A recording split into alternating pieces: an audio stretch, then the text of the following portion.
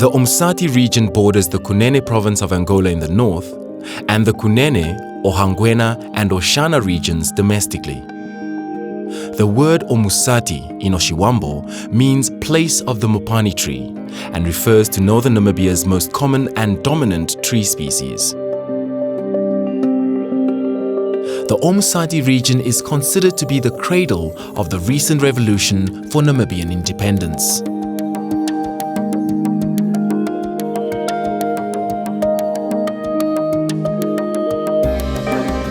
With its iconic vegetation, diverse cultural heritage, unique wildlife sanctuaries, the Omusati region welcomes you.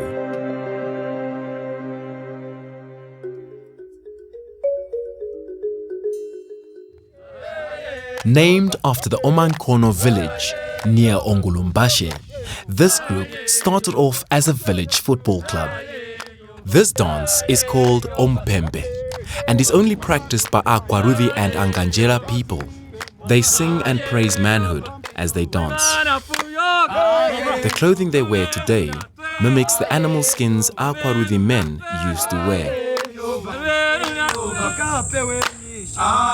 The Faleniko cultural group's name translates to bringing knowledge and skills to their community.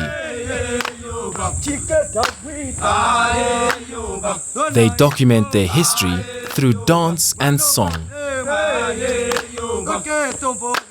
Here, the Ompembe passes from older brother down to younger brother.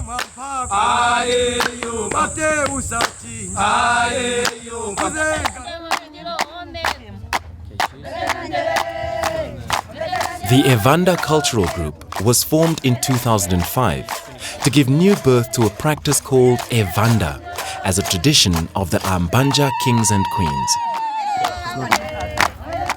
They dance very slowly but stamp their feet harder rather than higher, with their hands up in the air making a sign of a cow horn.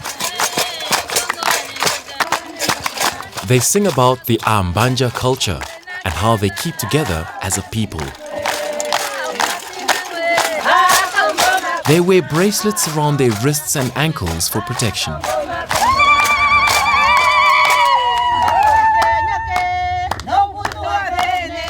The Itumbapo cultural group was formed in the year 2000, and the name means to lift yourself up.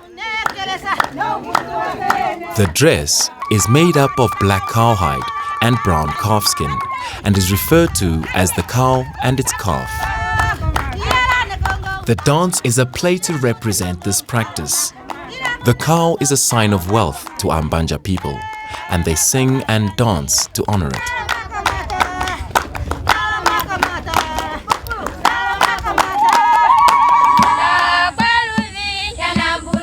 The Nambula ya Nesa cultural group was named after a prominent school teacher who retired in 2008. They dance the Udano, or choreographed songs about situations that becomes a theatre play or drama. The stick symbolizes protection for the Kwaruthi. They dance and sing about daily events that affect them and to honor their school at cultural events. The unique Utapi War Museum was once an underground bunker that served as the headquarters of the South African Defence Force, or the SADF. This base was attacked on numerous occasions by the People's Liberation Army of Namibia, the military wing of the then Southwest African People's Organization, or SWAPO, and finally abandoned by the SADF in 1989. With its restaurant, internet cafe, and accommodation facilities, a visit here is a must. This statue at Ongulumbashe pays homage to Namibia's founding president, Dr. Sam Nujoma, a central figure in the liberation struggle that brought independence to the country.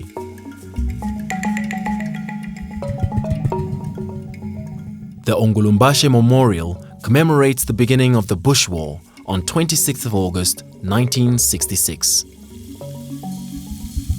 On that day, South African forces launched a 23-year war against the Southwest African People's Organization of Namibia, or SWAPO, here at Ongulumbashe.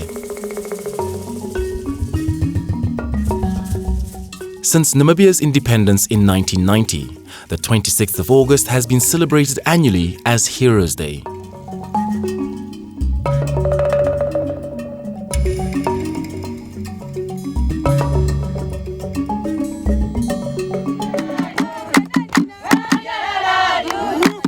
Formed in 2010, this group was named after Kakurukaze Mungunda to honor her dedication to the liberation struggle of Namibia. The women sing to praise themselves for the roles they play in their community.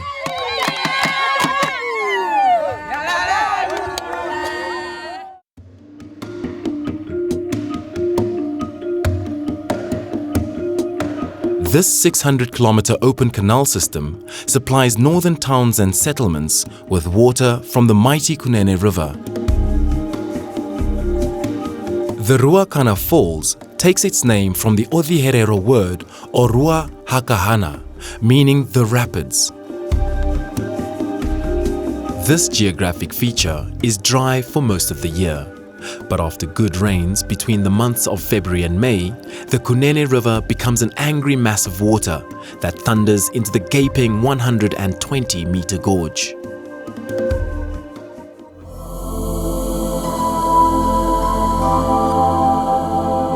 The Makalani palm tree is an evergreen plant, keeping its leaves throughout the year.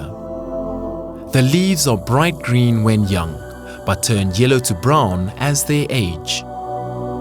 Donkeys can live for up to 50 years and are used as guard animals for livestock.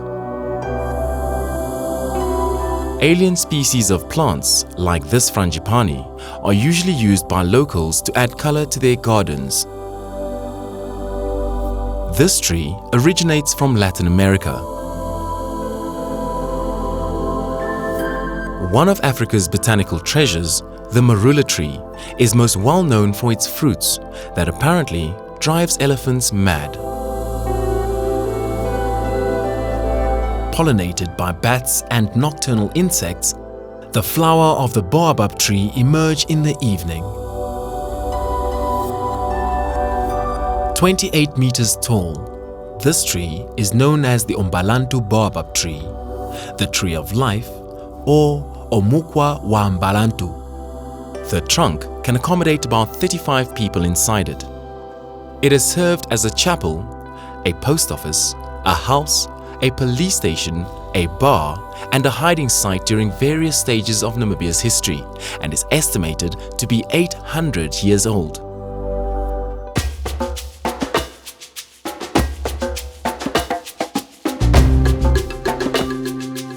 In Western Etosha, the wildlife has developed without too much human disturbance, and rare species have established themselves here. Rich in waterholes and used as conservation of breeding ground, this section of the park was previously not accessible to mainstream tourists.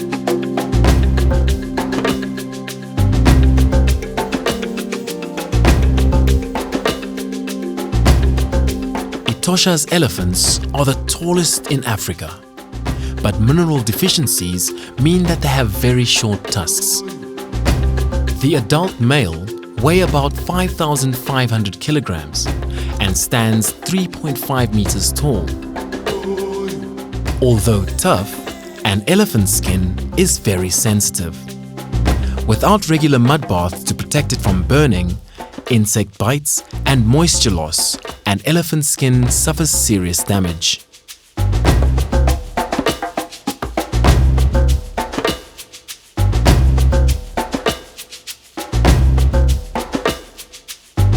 Accommodation facilities in the Omusati region suit a variety of budgets to ensure your holiday experience is unforgettable.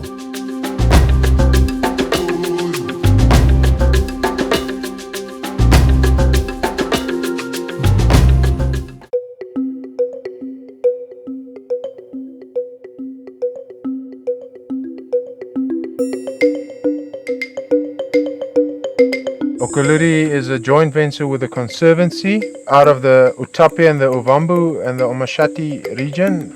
Everything that you'll see around about here is pretty brand new. The joint venture between the Conservancy and Okuluri, it's to increase the income to the population out here at the Conservancy.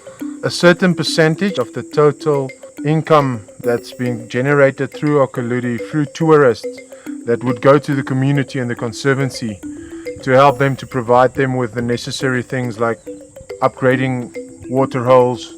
For us, it's to protect the game and to help the Conservancy to protect their game. We are working in the same area, and the aim is like the same, to conserve trees and wildlife.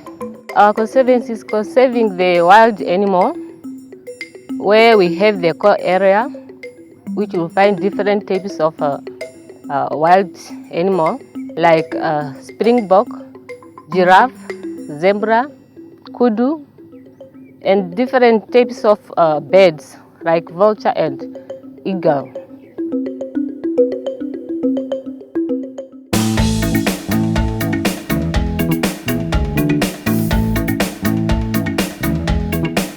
Hi guys, welcome to the Endless Horizons Cooking Show. We're located in the gorgeous Omusati region, which is known for its amazing baobab trees and calming landscapes. Today, I'm going to be preparing for you a dish using local ingredients found from the market here. Firstly, we're going to be using mopani worms. Mopani worms have a high rate of protein, so I'm really excited to be using them. Secondly, we'll be using the omauni fruit, which is a little bit tangy but adds a great flavor to a dish when incorporated into it. Thirdly, we're using something called ontaku, which is a local drink made from maize. The first thing we're going to be doing is we're going to be making a dip for the mopani worm and vegetable tempura using some of the omauni fruit that I actually just grated earlier on using a regular grater. This is the texture that you should expect. Don't have any seeds in the actual mixture. So we'll take our maoni grind and we'll just spoon about 2 teaspoons or so into regular mayonnaise. Give that a good stir. And that's ready to be put on the side for now. Secondly, we're going to prepare our batter for our tempura and our vegetable combination. What you need is some regular self-rising flour. You need some sparkling water, and by approximately 5 milliliters or so should be enough, but it depends on the amount of flour that you have. So you'd pour that directly into the flour. And some rosemary just to give the dish an extra kick. You want to give that a good stir. And this is about the consistency you're looking for. For the third stage of the process, we're going to be taking our mopani worms, which you just want to soak beforehand in a little bit of salt water, drain that water and soak them again. Then you add those mopani worms into your actual tempura mixture, and you're ready to fry. I love the sound of sizzling mopani worms. You'll notice you have a good batter when you can actually see the mopani through the batter. So ideally you want these to cook for about 3 to 4 minutes. Drain off some of the oil, you don't want an oily dish. And then you put them directly on some tissue paper. You just want to repeat the process with your vegetables. In this case, I chose carrots and peppers because I just think they're so vibrant and colorful, much like the people in Omusati, and also because they add an extra bit of flavor to this dish that you wouldn't get from any other ordinary vegetable. So I've already pre-cut some. You just want to put your veggies in your batter, the exact same batter as that was used for the mopanis. Try and get every single color in there, yellow pepper, green pepper, and then the orange from the carrots. And again, we're just going to fry these for approximately the same duration as that of the mopani worms. And here we have it, a wonderful version of a mopani and vegetable tempura.